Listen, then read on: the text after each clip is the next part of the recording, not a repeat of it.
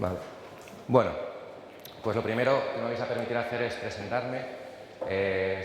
Lo normal es que la mayoría no me conozcáis, por lo menos en persona.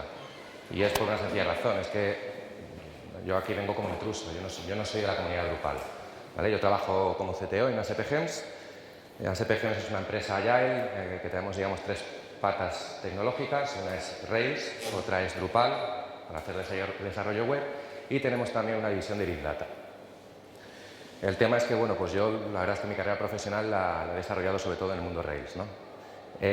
Bueno, me podéis encontrar como enlace por ahí, pero claro, la pregunta es, ¿qué hace un railero en una conferencia de Drupal hablando de Big Data? Es como que no tiene mucho sentido. Y puede que no lo tenga.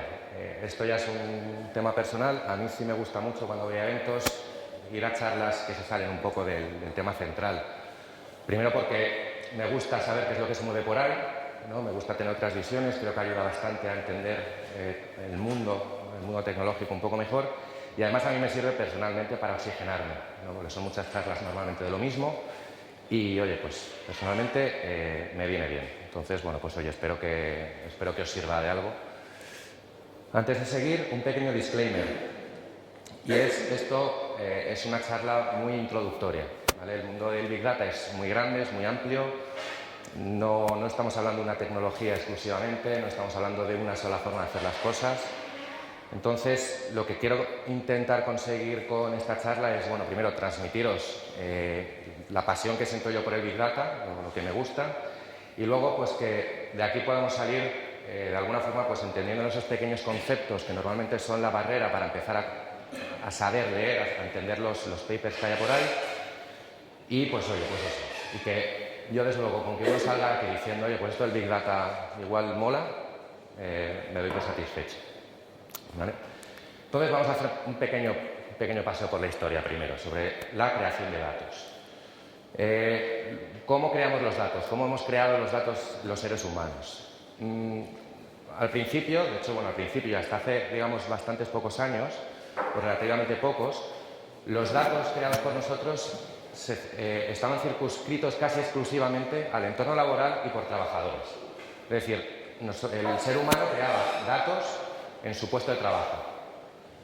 ¿Cómo? Pues desde picando en caja el ticket del café, si eras escritor escribiendo un libro, si trabajabas con hojas de cálculo o metiendo datos, pues por supuesto. Pero digamos que del mundo laboral afuera, en nuestro tiempo de ocio, no creábamos datos. Bueno, si alguien tenía el hobby de escribir un libro, pues sí. Pero digamos que estaba acotado, ¿no?, a ese espacio. Hasta que de repente llegó esto que llamamos Web 2.0, en el que de alguna forma consiguió que esa creación de datos se democratizara. Es decir, todo el mundo, ya no solo en su puesto de trabajo, sino en su tiempo de ocio, si tenía un ordenador, podía crear contenido, podía crear tweets, podía subir vídeos a YouTube, podía crear entradas en la Wikipedia. Y eso es un cambio sustancial, porque, digamos, se está abriendo normalmente de las 8 horas que dura una jornada laboral a las 24. Pero no contentos con eso, además, llegan los multidispositivos. Es decir, a esa democratización de la generación de los datos, resulta que le estamos dando también el don de la ubicuidad. Es decir, ya no hace falta estar delante de un ordenador. Me vale el móvil, me vale la tablet, me vale un smartwatch, con lo cual la generación de datos empieza a crecer cada vez más.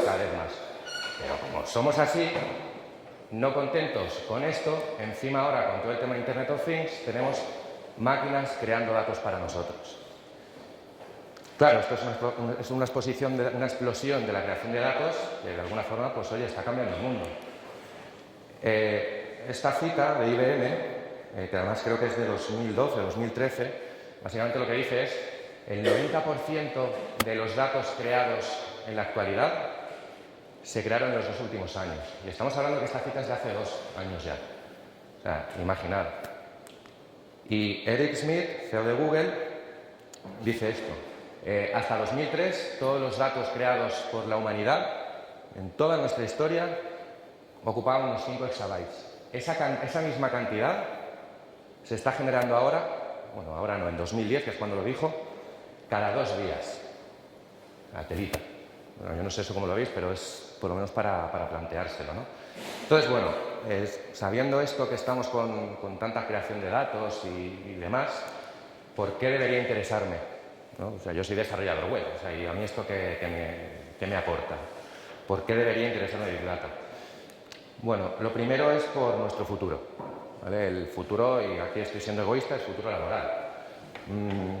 Cuando empezó la explosión de la web 2.0, ¿no? Me acuerdo que era, pues todo el mundo quería web 2.0, todo el mundo quería hacer una aplicación web, quería hacer una red social, había muchas ideas, ¿no? Y joder, nos ha ido bien. Nos ha ido bien. Pero claro, el problema es que esto fue pues, hace unos 10, 12, 15 años. Y lo que antes era un problema técnico, era un problema de negocio, era algo nuevo, era algo novedoso, de alguna forma está dejando de serlo si no ha dejado de serlo ya. Se está convirtiendo de alguna forma en una commodity. Es decir, ahora cualquiera, entenderlo de cualquiera, pero digamos que los problemas que empezamos a resolver con el Web 2.0 ya están ahí en la calle, o sea, ya conocemos los problemas. Efectivamente hay formas mejores y peores de hacerlo, pero son problemas que conocemos. O sea, más o menos son conocidos, se pueden estimar y claro, esto nos lleva a un problema, por lo menos desde mi punto de vista, y repito, de forma completamente egoísta, y es que cuando entras en un nicho que es una commodity, acabas compitiendo por precio. Yo creo que eso lo hemos visto más o menos todos. Entonces, a mí me parece estupendo, ¿eh? Yo conozco gente que dice, no, es que yo me voy a dedicar toda mi vida a este tipo de aplicaciones. Oye, perfecto.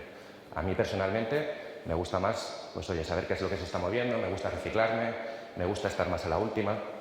Entonces, pues bueno, esto es opinión, ¿eh? Esto es opinión mía. Y luego además, aparte por el futuro, pues que es muy divertido. De verdad, es que cuando empiezas a plantearte cómo solucionar esto que te ha dicho pues, en un momento del científico de datos, de, joder, pues que mira, necesito cruzar estos datos con estos otros, porque necesito conseguir, ¡buah! Empiezas a pensar en arquitectura, en esta tecnología, será mejor que esta otra, ostras, qué problemas puede dar. O sea, es que es muy divertido, es que si te gusta el desarrollo, es que te lo pasas, pero vamos, en grande, en grande. Entonces, vale, pero ¿qué es el Big Data? Bueno, la siguiente transparencia no estoy nada orgullosa de ella, en la siguiente slide, porque es la más típica de todo el mundo de Big Data. ¿Conocéis alguno de las 3 Vs de Big Data? ¿Alguien ha oído hablar de ellas? Bueno, pues entonces, mira, pues ha venido bien. Normalmente, cuando se habla de Big Data, como no es algo muy concreto, es algo así un poco etéreo, se habla de las 3 Vs del Big Data, ¿vale? Son las 3 Vs clásicas, ahora están saliendo más. Volumen, velocidad y variedad de datos. Entonces, cuando estamos ante un problema que podemos decir que tiene un gran volumen o que necesitas mucha velocidad de respuesta o que tienes una variedad de datos muy grande, podemos empezar a sospechar que estamos ante un problema de Big Data. Cuando decimos volumen de datos, pues podemos pensar, por ejemplo, en, pues imaginar que soy un banco. Que soy un banco y que, pues claro, la cantidad de datos que tiene un banco, o una teleco, o el gobierno, joder, es que son muchos, ¿no? Y eso representa una serie de problemas que veremos un poco más adelante. Cuando hablamos de la V de velocidad, ya no estamos hablando tanto de un volumen de datos que tengas tú ahí en un histórico, sino la velocidad con la que me entran datos. Pensemos, por ejemplo, en una Smart City. Una Smart City que está todo plagado de sensores, cada sensor te está enviando información cada segundo, muy rápido. Eso te está viniendo y tienes que consumirlo y tomar acciones. Y además, de una forma rápida, imaginemos unos semáforos inteligentes. Pues si resulta que estoy monitorizando el tráfico, el tiempo, lo que sea, para saber si este semáforo lo tengo que poner en verde ahora o lo tengo que poner dentro de 5 minutos, más me vale reaccionar rápido, porque si no, la estoy liando. Y luego, la V de variedad es, esto de alguna forma sí que está más cerca a lo mejor, seguro que alguna vez nos hemos encontrado con un problema de estos cuando hacemos desarrollo web, y es cuando tengo muchísimas fuentes de datos. Puedo tener fuentes de datos de una base de datos que tengo ahí en mi organización, estoy hablando de, hoy en un momento dado tengo mails, tengo fuentes de terceros como puede ser Twitter, Facebook, APIs de Google, ¿vale? Y claro, cuando tienes que gestionar, cuando tu entrada de datos son muchas fuentes diferentes con unos formatos muy diferentes, pues eso también representa un problema. Entonces, Estas tres Vs, digamos, no son de ahora, ¿eh? O sea, esto han estado siempre ahí, se han intentado solucionar, se ha podido a veces no, pero, digamos, no era una forma, o sea, requería mucho esfuerzo y era, digamos, caro. Entonces, tradicionalmente, ¿cómo se hacía esto? Tradicionalmente lo que hacíamos era, cogemos todos mis datos, todos los datos que tenemos, lo metemos en un ordenador muy potente, y ahí está bien, hasta que no caben más datos en la máquina, o el tiempo de proceso simplemente no rinde lo suficiente como para, digamos, proporcionar esas respuestas que estamos buscando en un tiempo razonable, ¿no? Esto, en el fondo, si lo pensamos bien, esto es que no me cabe más espacio o tengo un problema de rendimiento, en el fondo esto nos suena a un problema de escalabilidad. Y problemas de escalabilidad sí que tenemos nosotros en nuestro día a día, ¿verdad? Entonces, claro, dices, bueno, vale, pero esto, ¿cómo soluciono yo el problema de escalabilidad? Bueno, pues en estos problemas de escalabilidad relacionados con el mundo de los datos, dos cosas tenemos que tener en cuenta, dos cosas. Se solucionan distribuyendo y paralelizando. Tenemos que pensar siempre que tengo que distribuir y que tengo que paralelizar. Tengo que distribuir los datos, es decir, estamos acostumbrados a trabajar con un servidor, ¿no? Tu base de datos por ahí, sabemos lo que es un sistema de ficheros. Joder, pues si resulta que una máquina no me cabe, pero puedo tener varias máquinas y encima estoy en la era de Internet donde todo está conectado, pues hombre, parece como que lo suyo es, pues vamos a montar una red de máquinas donde los datos, oye, se pueden almacenar, ¿no? Y luego la paralelización. Hay tareas que hacemos nosotros que las hacemos de forma lineal, que seguramente podríamos trocearla y ejecutarlas en paralelo para luego coger un resultado, ¿no? No me acuerdo ahora del algoritmo, pero había un algoritmo de estos de ordenación en los que cogían un array, lo iban separando, lo iban ordenando y luego se juntaba, ¿no? Ahí de alguna forma es algo parecido a la paralelización, ¿no? Entonces, vayamos con la distribución de los datos, o sea, cómo distribuyo mis datos. Bueno, pues para distribuir los datos lo que necesito es un sistema de ficheros distribuido. ¿Qué es? Pues eso, es un sistema de ficheros pues parecido al que tenemos nosotros en nuestro ordenador, pero que en lugar de estar en una sola máquina, está en muchas. Pero claro, no hay que caer en la trampa de decir, oye, no, pero es que esto pues ya está, ya lo tengo montado, ¿no? No, porque no es lo mismo trabajar con una máquina que trabajar con 1000, o con 10.000, o con 100, me da igual, ¿vale? Sale una serie de problemas que tenemos que resolver. Entonces, cuando estemos hablando de un sistema de ficheros distribuido, le tenemos que pedir tres cositas al sistema de ficheros. La primera es que no me quiero preocupar de dónde está el fichero físico, en qué máquina está. ¿Está en el nodo 1, en el nodo 2, en el nodo 3, en el nodo 10? Me da igual. Yo lo que quiero es que tú me des el dato. ¿Qué más me da a mí? O sea, no me quiero preocupar por eso. Suficiente tengo con lo que tengo que resolver como para preocuparme de estas cosas. Además, cuando estamos trabajando con datos, es una cosa que, pues oye, lo normal es hacerlo, necesitamos replicar, porque es que las máquinas se caen, ¿no? Pero esa replicación no la quiero gestionar yo. Yo lo que quiero es un sistema de ficheros que para mí sea transparente, es decir, coge y yo le diga, mira, pues yo quiero tener los datos replicados en 3, 4 nodos. Y ya está. Y automáticamente, de forma transparente, eso me lo da resuelto. Imaginar la de cosas que nos ahorramos y de esto nos olvidamos. Y además hay otro, que es qué pasa cuando se cae un nodo. ¿Me tengo que preocupar yo de cuando se cae un nodo? Pues hombre, si el propio sistema es capaz de decir, oye, se ha caído un nodo, notifica al resto, vamos a hacer que se levante otro nuevo y que lo notifique. Esas cosas existen y se pueden utilizar y debemos utilizarlas. Entonces, joder, vamos, digo yo que si esto como carta a los Reyes Magos está bien, ¿no? Digo yo. Así de entrada a mí me suena bien. ¿Y qué pasa con la paralelización? Habíamos dicho que tenemos que pensar en distribuir datos y en paralelizar nuestros cómputos. Pues igual que a un sistema de ficheros distribuido le pedíamos unas cositas, digamos que a nuestro sistema de computación le tenemos que pedir un par de cositas también, ¿no?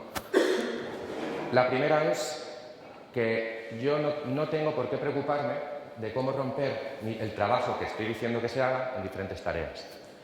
Es decir, para mí, o sea, es que los desarrolladores somos muy vagos, es que no nos gusta currar, nos gusta que curren por nosotros. Entonces, si resulta que es, mira, pues yo voy a hacer mi algoritmo que tiene que hacer esto, tiene que contar líneas, contar cada palabra, quiero contar el Hello World del Big Data, que es contar palabras. Es un fichero muy grande de muchos ficheros.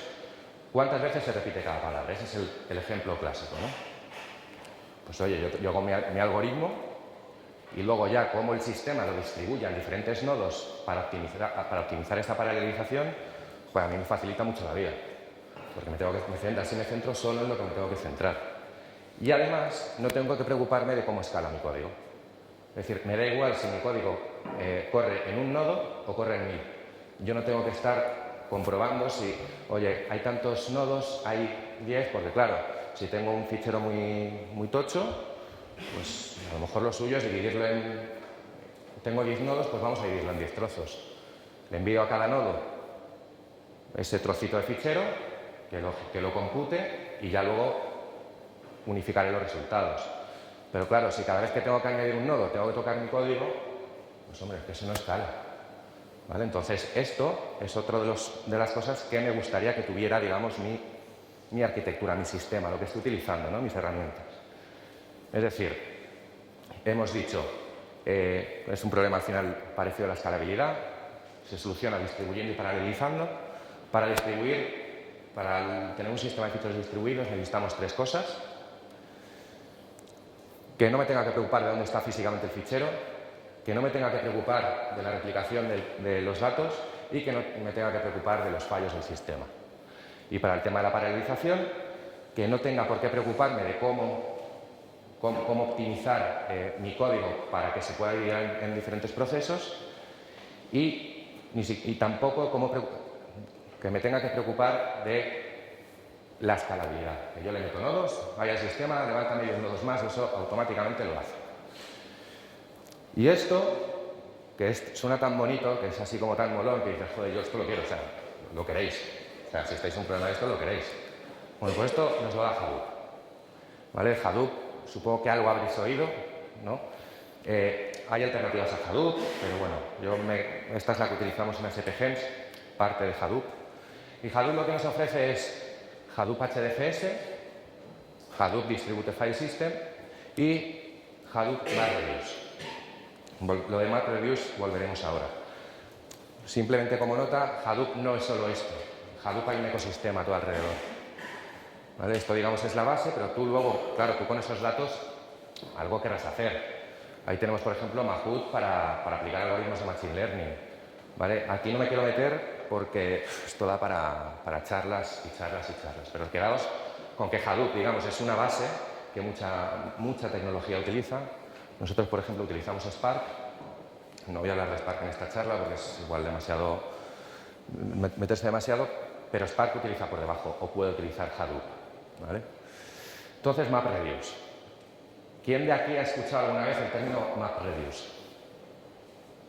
Vale. En el fondo es algo, yo creo que es más o menos sencillo de entender. ¿Vale? Vamos a coger el ejemplo este de, oye, yo tengo un fichero con, vamos a suponer, 1 millón de líneas. Bueno, en este caso, bueno, venga, 3 líneas. Y claro, bueno, de entrada yo lo que pienso es, bueno, pues ¿esto cómo lo trato? Pues me cojo el fichero, voy línea por línea, cada línea la separo en palabras y luego voy cogiendo cada palabra y las voy metiendo en una hash, en una tupla, en una estructura de datos, de forma que la clave sería la palabra y el valor es el número de veces que aparece. ¿Vale? Claro, eso para ficheros muy grandes, el ir uno, primero luego otra línea, luego otra línea, luego otra línea, pues es lento. ¿Vale? Entonces, ¿qué es lo que se puede hacer? Pues mira, me cojo todo el fichero, lo divido, que es la fase de splitting, lo divido y ya mis datos son pequeñitos. Como me da igual hacer esto a lo bestia o hacerlo en pequeño, pues oye, vamos a hacerlo en pequeñito, ¿no? Entonces, una vez que tengo dividido el problema o la entrada de datos, mejor dicho, le aplico una función de mapeo. Cuando digáis lo de función de mapeo o un mapping, en el fondo no es otra cosa que una función que recibe una estructura de datos y devuelve otra diferente. no es más que eso. En este ejemplo, por ejemplo, recibimos la función de mapping, recibe un string y que devuelve, pues en este caso vamos a suponer que es una hash, por ejemplo. ¿Vale? ¿Esto qué hace? Pues que el proceso que realmente te vale, tu algoritmo, lo estás aplicando de forma paralela en un conjunto más reducido de datos, de forma que al final tienes estos resultados que son, digamos, resultados parciales. Ahora el tema es qué hago con esos resultados parciales. De alguna forma los tendré que combinar para conseguir el resultado final. Bueno, pues primero pasa por una fase que es la de shuffling, barajar, de forma que lo que hace es juntar las claves por temas de rendimiento, etcétera, y al final, ¿qué es lo que hace? Pues oye, pues sumo las claves, aquí he hecho un paso de reducción y al final lo que hago es, oye, uno todas las claves y ya tengo el resultado final. Por eso se llama MapReduce, porque lo primero que hago es, seguir el problema, transformo mis datos y luego reduzco los resultados a uno final. ¿Vale? Esto no es tan difícil, o sea, si piensas en cómo programarlo, igual sí que es complicado, porque tenemos mucha inercia, ¿no?, de lo que hacíamos antes, pero pensemos que en lugar de programar tenemos a nuestra disposición 10 personas para hacer esto. Porque si tenemos 10 personas para hacer esto, en el fondo lo que nos saldría de forma natural es esto, es, oye, cógete tú la primera décima parte del fichero, tú la segunda, tú la tercera, tú la cuarta, tú la quinta, tú la sexta, así hasta las 10, me contáis y luego sumamos los resultados. Es lo que está haciendo MapReduce. ¿Vale? MapReduce es un algoritmo que sacó Google y, pues oye, está ahí. Tiene sus problemas, tiene sus complicaciones, como todo en esta vida, pero el concepto básico es este. Entonces, una vez visto esto, cuando estamos hablando de Big Data, digamos, podemos tener 3 tipos de problemas. ¿Vale? Nos vamos a enfrentar a 3 tipos de problemas, que además se derivan de esas 3 Vs que veíamos al principio. El problema del volumen. El problema del volumen es, pues eso, yo soy un banco y yo lo que quiero es, con todo mi histórico que tengo, necesito tratar esos datos de la forma que sea para conseguir una campaña de marketing muy dirigida a personas que compren mucho en Internet. Claro, saca tú de ahí todos los datos, ¿no? Entonces, como tenemos un historial muy grande, lo que hacemos es, oye, me programo el algoritmo, mi MapReduce, etcétera, de forma que lo termino, le doy al intro, eso empieza a correr y cuando termine me da el resultado y esos resultados ya los aplico yo al negocio que quiera. Esto se llama batch processing. Es un término que si miráis por Big Data veréis que aparece mucho. Esto es batch processing o es real time. El otro problema viene del problema de la velocidad. Y estos problemas se llaman problemas de real time, tiempo real o de streaming. Y aquí volvemos al ejemplo de los sensores. Tenemos una Smart City en la que nos vienen muchísimos datos, muchísimos, de golpe. Y claro, ahí nuestro problema ya no es todo el histórico que tenemos, sino todo lo que nos está llegando. Porque todos los datos que nos están llegando tenemos que consumirlos por lo menos a la misma velocidad a la que nos llegan, ¿no?, para dar una respuesta. Entonces, este es otro tipo de problemas. También se aplica MapReduce, también se aplica todo esto que hemos visto. Hay soluciones mejor que Hadoop para estas cosas. Veíamos antes, por ejemplo, en la parte del ecosistema, hay una cosa que se llama Storm, que justo va muy bien para esto. Spark va también muy bien para esto. ¿Vale? Pero bueno, quiero que os quedéis con la idea de que están estos 2 tipos de problemas, que normalmente es, oye, ¿necesitas batch o necesitas real time? A veces se necesitan los 2. Y luego el tercer problema de la variedad, que este es el que de alguna forma sí que nos ha pillado más de cerca alguna vez. Y es la cantidad de datos que podemos tener. La mayoría de aquí, o sea, no creo que la mayoría de aquí estemos trabajando para bancos, ni para telecos, ni para energéticas. Supongo que la mayoría de aquí estaremos trabajando para pymes. Pensar en todos los datos que generamos en un día de trabajo en nuestra empresa. Vamos a pensar, ¿qué datos generamos? Pues generamos, para empezar, mails. Luego también tenemos nuestras herramientas de chat. Tenemos también, pues oye, nuestro código que sube a un repo. Tenemos también los logs de nuestras aplicaciones. tenemos nuestro CRM, tenemos los Google Docs que utilicemos, tenemos una gestión de proyectos con Jira, con Pivotal, con Taiga, con la que sea. Todo eso son datos. Y eso en un momento dado tú puedes saber qué está pasando en tu empresa.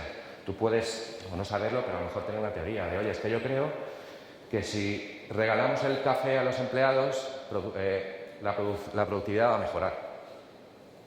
Bueno, pues oye, ¿cómo medimos esto? Pues mira, vamos a contar de alguna forma cuántos cafés se toma cada uno y vamos a comparar las líneas de código que sube, los bugs que meten este código, una medida subjetiva de cómo de bien o de mal va el proyecto, ¿no? Por poner un ejemplo. Bueno, pues claro, ahí tienes que empezar a mezclar datos y datos y datos y eso supone un problema. Entonces, en cuanto a los datos, digamos que se clasifican en 3 tipos de datos. Tenemos los datos estructurados, estos son como ese hijo mayor que tienes, responsable, que te puedes fiar de él, que sabes que no te da problemas, que obedece, CSV, SQL. Tú coges un CSV y de un vistazo, es decir, mirando a la primera fila, tú sabes qué forma tiene ese dato. Es decir, cada fila sabes qué campos va a tener. Con las bases de datos relacionales clásicas también pasa lo mismo. Es decir, es un dato, oye, tiene su estructura, perfecto. Nos encantan los datos estructurados a los desarrolladores, nos encantan. Pero son muy fáciles de manejar. Sabemos, o sea, podemos esperar, sabemos qué pinta van a tener. Luego tenemos los datos semi-estructurados. Estos, bueno, no nos disgustan, son un poco más gamberretes, porque, te tienes que fiar de que lo que te está llegando bien. Hombre, pues eso, JSON, XML, YAML. Si yo ataco un API y me devuelve los resultados en JSON, pues hombre, yo espero que vaya a estar bien, ¿no? Entonces, bueno, te puedes fiar, te coges un JSON, lo miras a ver si tiene buena pinta. De alguna forma tienes que tratar una serie de errores, a lo mejor de JSON mal formados o XML. Pero bueno, está dentro de nuestra zona, digamos, de confort. Pero esto es un infierno. Imaginad que tenéis que sacar información estructurada, que al final es con lo que sabemos trabajar, de un mail, o de un fichero de texto, o de un PDF. ¿Cómo consigo sacar información de los mails que me envían?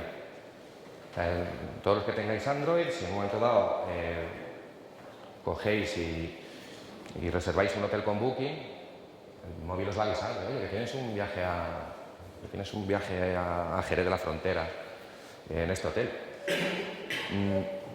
Claro, esa información la saca de los mails. Es cierto que es un mail de Booking, que más o menos tiene la misma estructura, pero es que si no es Booking y lo haces con Airbnb, también te lo dice. Y si no lo haces con Airbnb y aparece o te viene tu billete de Ryanair, o de EasyJet, o de Iberia, también sabe que vuelas. Todo eso lo está cogiendo de datos no estructurados.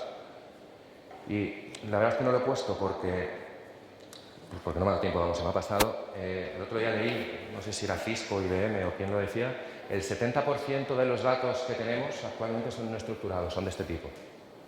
¿Vale? Y este es un problema, pues ahí está, o sea, no lo podemos obviar. Al final, la forma de resolver este tipo de problemas suele ser intentar convertir este tipo de datos no estructurados en por lo menos un semiestructurado. ¿Vale? Y con eso ya lo llevamos un poco más a nuestro terreno. Es decir, resumiendo, por hacer un global, yo creo que con esto podemos por lo menos empezar a mirar qué es esto del Big Data. El problema del Big Data, dijimos que eran las 3 Vs, volumen, velocidad y variedad de datos. Vimos que se podía ver como un problema de escalabilidad, que para solucionar ese problema de escalabilidad necesitamos 2 cosas, distribuir y paralelizar. Que para distribuir los datos tenemos sistemas de ficheros distribuidos que nos solucionan 3 cosas. Nos soluciona que yo no me tengo que preocupar de en qué máquina física está el fichero. Me soluciona que no me tengo que preocupar de replicar los datos. Y me soluciona que no me tengo que preocupar de qué pasa cuando un nodo se cae. Y luego, además, para el tema de la paralelización, yo lo que quiero es que me resuelva 2 problemas.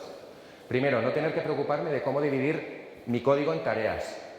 Eso que me lo haga el sistema, que me lo haga pues, Spark, quien sea. Y segundo, que no me tenga que preocupar de cómo escalar, que si yo le meto un nuevo nodo a mi solución, eso sea totalmente transparente para mí. Luego hemos visto los tipos de problemas a los que normalmente cuando estamos trabajando con Big Data nos vamos a enfrentar. Uno es, casi siempre los de volumen, se suelen solucionar con procesamiento en batch, que ya muchos conocemos, por lo menos la filosofía. Luego, si nuestro problema es la velocidad de datos, que me vienen muchos datos que tengo que consumir y tengo que dar una respuesta rápida, se solucionan con una arquitectura que me ayude a resolver tiempo real. Y luego el tema de la variedad de los datos. Hemos visto que los datos se dividen en 3 grupos, en datos estructurados, que son los que nos gustan, los no estructurados, que no están mal, y los semiestructurados, que no están mal, y los no estructurados, que son los que nos van a dar guerra, ¿vale? No sé hasta aquí qué tal ha ido, si se ha entendido, si no, ¿vale? Si no, pues bueno, ahora hacemos unas preguntas. A ver, tengo unas bolas extras aquí, ¿vale? Porque bueno, yo creo que con esto que os he explicado, por lo menos la idea, si ha llegado, que espero que haya llegado, por lo menos sepamos detectar, ¿no? Cuándo es un problema de Big Data. Si yo me leo un artículo de Big Data, por lo menos ya me suenan cosas como Batch Processing, como Hadoop, como paralelización, ¿vale? Entonces, con eso yo creo que era el objetivo de la charla. Lo que pasa es que, bueno, pues como no sabía cómo vivir de tiempo, pues he metido estas cosas. Esto no lo voy a explicar, ¿eh? Esto ya es bastante hardcore para una charla introductoria. Pero sí que son conceptos que, si a alguien de aquí le ha gustado lo que he contado o le parece interesante, esto se lo va a encontrar. Si consigues entender esto, tienes mucho ganado para el tema de Big Data. La arquitectura Lambda. La arquitectura Lambda, en el fondo, no es más que una arquitectura en 2 capas, por así decir. Una para procesamiento en batch, que se llama capa batch, un alarde de originalidad sin precedentes, y otra para el real time. De alguna forma es como yo cojo 2 soluciones, le pongo cinta aislante y ala, ahí, a correr. Tiene más cositas como, bueno, hay vistas intermedias para facilitar los cálculos, para cocinarlos, etc. Sin embargo, esta arquitectura tiene un problema y es que es muy compleja. Es muy compleja porque en un momento dado tú tienes que programar aquí y tienes que programar aquí abajo también. Duplicas el esfuerzo, ¿vale? Entonces, digamos que de alguna forma no está gustando, o se está evolucionando. Este mundo está en absoluta evolución todo el rato. Entonces, lo he puesto ahí, bueno, esta arquitectura se llama arquitectura capa o empieza a hablarse de ella.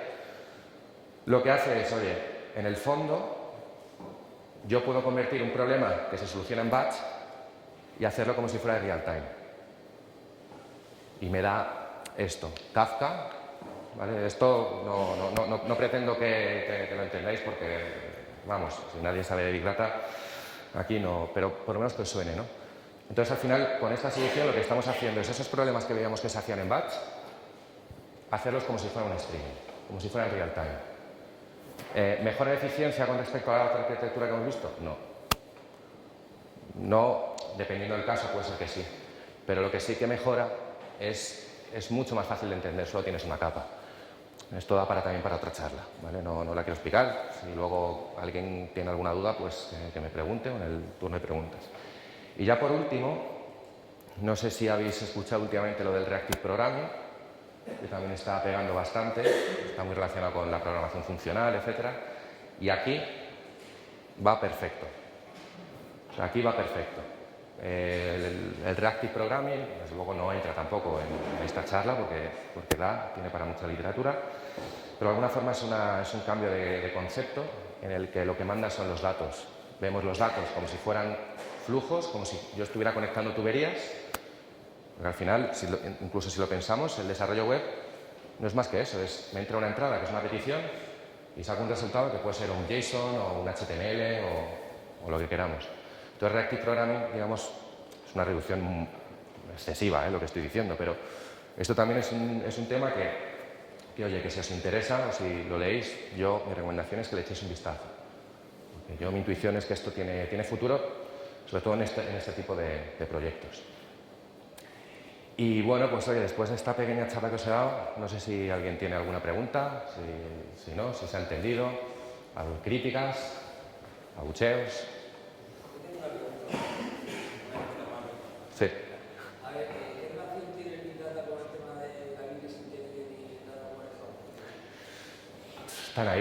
Están ahí. A ver, sí, es una cosa que no he contado. O sea, lo de Big Data, ¿vale? Cuando la gente os habla de Big Data es un término como web 2.0.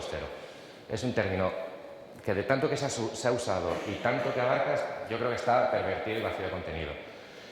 El Business Intelligence está ahí, ¿vale? Normalmente la diferencia, por lo menos tal y como la entiendo yo, el Business Intelligence no tiene normalmente un problema de computación tan grande como para utilizar este tipo de tecnologías. Business Intelligence se lleva haciendo mucho tiempo y no hemos necesitado un Spark, no hemos necesitado un Hadoop, ¿vale? Es decir, ahí yo creo que es un problema de la dimensión del tamaño, pero al final está de la mano.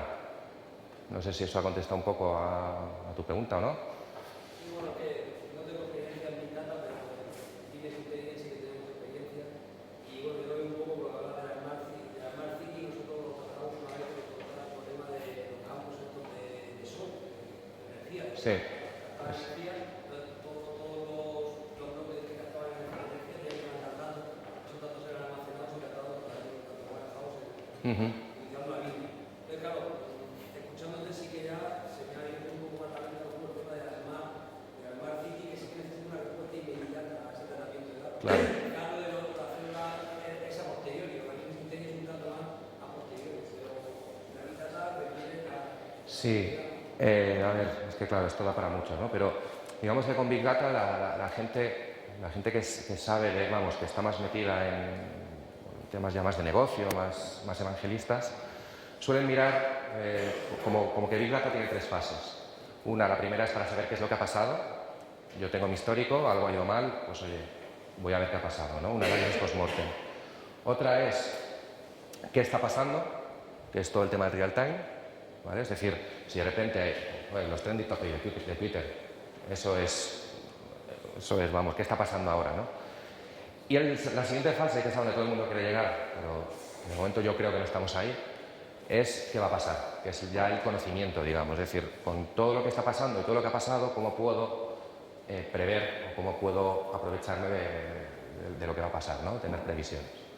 Entonces, ya te digo, está todo por ahí, es decir, Business Intelligence, Big Data, Data Analytics, está todo un poco ahí en el mismo saco, ¿vale? Es decir, es un mundo que se está formando. Hace poco se hablaba de ingenieros de datos.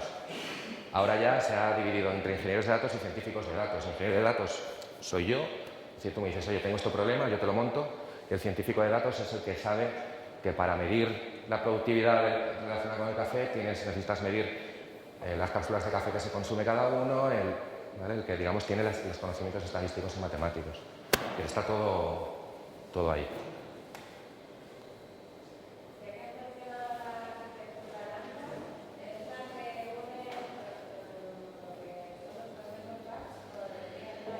Sí, o sea, es una reducción, o sea, la arquitectura lambda lo que intenta resolver es, oye, yo tengo un proyecto, ¿vale?, en el que necesito hacer procesamiento batch para ir, digamos, reconstruyendo todo mi histórico, pero además necesito también integrar todo lo que está pasando. Es un poco más complejo que esto. Al final lo que se trata es, vale, es que yo tengo un histórico, que se lo tengo, pero también están pasando cosas. Entonces necesito, cada vez que pasa un evento, cada vez que ocurre, que me viene un dato, digamos que hay que recalcular todo, porque, pues claro, es decir, si mi histórico dice que en junio no llueve, pero en junio de este año empieza a llover, pues claro, yo no puedo seguir diciendo que mañana no va a llover porque en mi histórico no ha llovido. Tengo que ir ajustándome a esas previsiones que hago, ¿no? Entonces, la arquitectura lambda lo que hace es, junto con el histórico y junto con el real time, aunar todo eso para, digamos, pues eso, conseguir ese conocimiento, ¿vale? Y la siguiente, la capa architecture, hace lo mismo, hace lo mismo. O sea, la arquitectura capa, que es la siguiente que he puesto, hace lo mismo. O sea, el objetivo es el mismo. Lo hace de otra forma, para mí más elegante, es más fácil de entender, pero el objetivo es el mismo. ¿Alguna pregunta más? ¿Nos vamos a comer? No, nos vamos a comer no. Me han pedido que os diga que tienen que venir a anunciar algo. La foto. La foto. Entonces, bueno, pues si ya estáis, os voy a pedir un favor y es, voy a hacer lo que una amiga mía llama selfie invertido. Pues porque es que a mí me gusta esto y me gusta llevarme recuerdos. Entonces, me ponen por aquí. Si sonreís, hacer lo que queráis, es una foto, no se va a oír. A ver. Podéis incluso levantar las manos, como si os lo hubieras pasado de puta madre. Bien, chicos, gracias. Venga, oye, pues muchas gracias.